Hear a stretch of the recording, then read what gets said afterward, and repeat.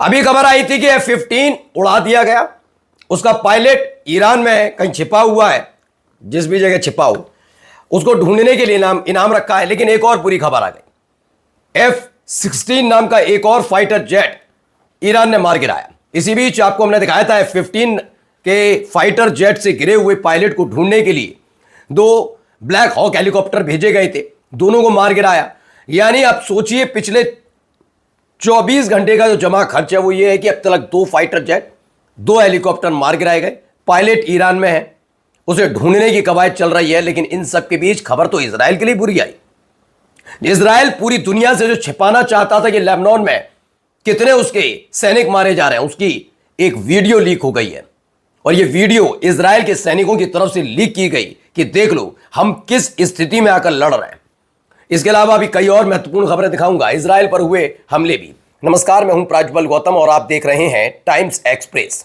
सबसे पहले ये खबर देखिए, इसमें एक तस्वीर के जरिए समझाने की कोशिश की गई है कि चल क्या रहा है, क्योंकि यहीं से खेल शुरू होता है। ये खेल क्या है? खेल दरअसल ये है कि इसके जरिए कई प्लेन्स नजर आ रहे हैं। सऊदी अरब के हवाई क्षेत्र के ऊपर उड़ान भरते समय, सऊदी अरब का क्षेत्र है, वहां से एक अमेरिकी F-16 लड़ाकू विमान ने मेडे कॉल जारी किया। दरअसल मेडे कॉल होता क्या है, पहले ये आप समझ लीजिए, समझ जाएंगे आप। वैसे तो पता होगा ज्यादातर भाइयों को। दरअसल कोई आपातकालीन स्थिति आती है जब प्लेन में कोई तकनीकी खराबी ऐसी होती है जिसे ठीक नहीं किया जा सकता, या फिर जिसके जरिए सुरक्षित यात्रा या लैंडिंग या टेक ऑफ नहीं किया जा सकता, जो भी चीज है उसमें मेडे कॉल का इस्तेमाल किया जाता है। यह सूचना पहुंचाई जाती है कि आपात स्थिति है। अब ऐसी स्थिति में सहायता करने के लिए सक्रिय किया जाता है। यह एक आपातकालीन कॉल होती है कि अब सब कुछ आउट ऑफ कंट्रोल है प्लेन का, इसे बचाया नहीं जा सकता। मेडे कॉल उसे कहा जाता है। आपको याद होगा कि हमारे ही देश के अंदर पिछले ही साल एयर इंडिया का एक प्लेन क्रैश हुआ था, उसमें भी मेडे कॉल की गई थी आखिरी वक्त पर। ऐसे ही मेडे कॉल होती है, ठीक है। इससे पहले विमान ने कोड 7700 प्रसारित किया था, जो किसी सामान्य आपात स्थिति का संकेत होता है। ऐसी अटकलें लगाई जा रही हैं कि विमान पर ईरान से जमीन से हमला हुआ है, यानी F-15 फाइटर जेट मार गिराओ, A-10 एयरक्राफ्ट मार गिराया। F-15 को ढूंढने के लिए, उसके पायलट को ढूंढने के लिए दो ब्लैक हॉक हेलीकॉप्टर भेजे, उन्हें मार गिराया। और अब देखिए ये F-16 नाम का फाइटर जेट भी मार गिराया गया है। बड़ी खबर है। उधर देखिए पायलट को ढूंढने के लिए क्या किया जा रहा है वहां पर, जरा देखिए ईरान में। ये देखिए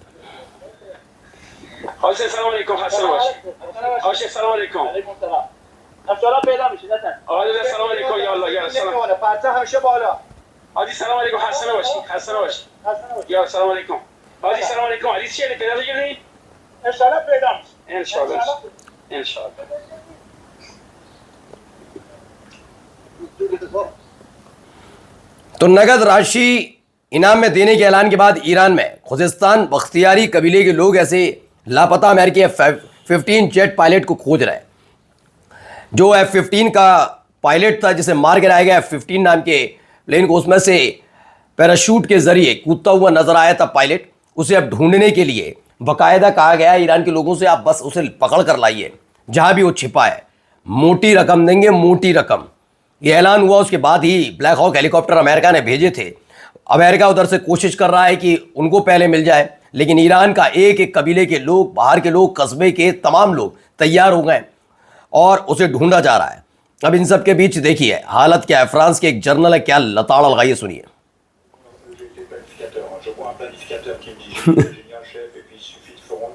base aérienne complète, etc. Je dis, il faut arrêter de sniffer la coque sur le bureau entre tes réunions. Là, c'est pas possible. Ça, c'est pas possible.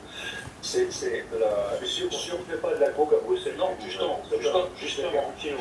Mais là, je me demande, c'est devenu tellement waouh. दरअसल news anchor है, उन्होंने कहा Donald Trump को लेकर कि Donald Trump Iran के अंदर एक रनवे बनाने की योजना बना रहे हैं, रनवे बनाने की, ताकि सक्रिय बमबारी के बीच यूरेनियम को बाहर लाया जा सके। यह न्यूज एंकर का सवाल था।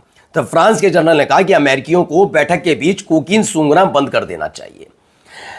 यह बात मैं लगा था, क्या कहानियां बनाते हो आप, कोई भी कहानी, कैसी भी कहानी, मतलब ईरान से आप वैसे ही नहीं कुछ कर पा रहे हो बाहरी क्षेत्र में रहकर। आप उसके अंदर जाने के पहले तो जा ही नहीं पाओगे, चले भी गए, मैं कहता हूं चले भी जाओगे किसी भी जोर आजमाइश के साथ। हालत क्या होगी जब आप एक सक्रिय युद्ध लड़ रहे हैं उसके साथ, उसमें उसे पटकन ही नहीं दे पाए, अंदर घुसने की कोशिश होगी कैसे जब दरवाजे पे ही आपको रोक लिया जाएगा और नए नए ख्वाब देखे जा रहे हैं। अब देखिए ट्रंप के जुबानी सुनिए कि सरेंडर किसे कहते हैं, जरा सुनिए। American involvement in World War I lasted 1 year, 7 months, and 5 days. World War II lasted for 3 years, 8 months, and 25 days. The Korean War lasted for 3 years, 1 month, and 2 days. The Vietnam War lasted for 19 years, 5 months, and 29 days. Iraq went on for 8 years, 8 months, and 28 days. We are in this military operation so powerful, so brilliant against one of the most powerful countries for 32 days. And the country has been eviscerated. अब देखिए मेरे भाई ने क्या कहा, सारे युद्ध बताए, कौन सा युद्ध कितना लड़ा गया, वियतनाम वाला, वर्ल्ड वॉर 1, वर्ल्ड वॉर 2, ये तमाम। ईरान की ताकत को तो ट्रंप ने सही शब्दों में बयां किया, लेकिन 32 दिनों के इस वॉर में अपनी जीत का दम भरना सिर्फ बड़बोलापन है। सवाल यह है कि इन 32 दिनों में मिला क्या भाई को अपने? न रिजीम चेंज हुआ ईरान के अंदर, न ईरान के मिसाइल और ड्रोन कम हुए, न हॉर्मूज स्ट्रेट ऑफ हॉर्मूज खुला, न पाकिस्तान की दलाली से ईरान ने समझौते की शर्तें मानी। इसके ठीक उलट अपने प्रॉक्सी हिजबुल्लाह और हुती को एक्टिवेट कर इजराइल को अलग हल्कान किए हुए हैं। इस पर भी जवाब देना चाहिए। अब आइए जरा इजराइल पर कहर टूटा और अब इजराइल की सैनिकों ने वीडियो जारी कर दी है, जिस वीडियो को मीडिया तक पहुंचाने, मतलब मीडिया छाप नहीं दिख सकती इजराइल के अंदर, उसे ही दिखा दिया। देखिए वीडियो, ये लीक की गई है वीडियो जानबूझकर।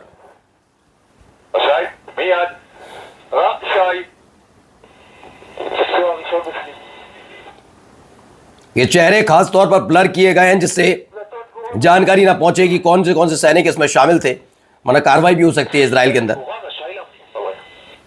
तो लेबनान में अपने सैन्य अभियान के दौरान एक घायल सैनिक को निकालते इजरायली एयरफोर्स का हेलीकॉप्टर क्रू, मेडिकल टीम और यूनिट 669 के सैनिक हैं। लगातार एक के बाद एक घायलों को निकाला जा रहा है। आप देखिए कैसे हिजबुल्लाह न केवल इजराइल के सैनिकों को पानी पिला रहा है, बल्कि इजराइल के जो हिस्से हैं उन्हें भी थर्रा रहा है। पहले वीडियो देखिए, ये देखिए चेहरा ही बदल गया। किरियात शमूना से निकली है उत्तरी इजराइल की तस्वीर है, जहां हिजबुल्लाह ने रॉकेट दागा और जैसे ही रॉकेट दागा हालत देखिए क्या हो गई वहां की, ठीक है ना। अभी और भी दिखाता हूं, इसी से जुड़ी एक और वीडियो वैसी, ये देखिए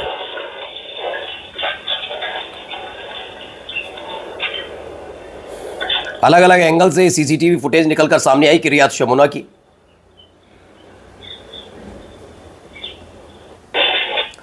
सुबह जब हिजबुल्लाह ने उत्तरी इजराइल के शहर किरियात शमूना पर हमला किया, उस दौरान सायरन नहीं बजे, मिसाइल से सड़क को नुकसान हुआ, जबकि छर्रे पास के घरों और गाड़ियों पर गिरे। इस हमले में कोई घायल नहीं हुआ है, बस ये खबर निकलकर सामने आई। और अमेरिका की हालत क्या है? इस ईरान युद्ध के बीच ट्रंप ने मांगा 124.5 लाख करोड़ रुपए का डिफेंस फंड। कहा जा रहा है संसद से मांग रहे हैं कि 124-25 लाख करोड़ रुपए चाहिए, मतलब डॉलर मांगा होगा, लेकिन हम रुपए में कन्वर्ट करके बता रहे हैं कि एक युद्ध कितना अमेरिकन पर भारी पड़ रहा है। और जाते आते देखिए हाइपरसोनिक मिसाइल से क्या हमला है।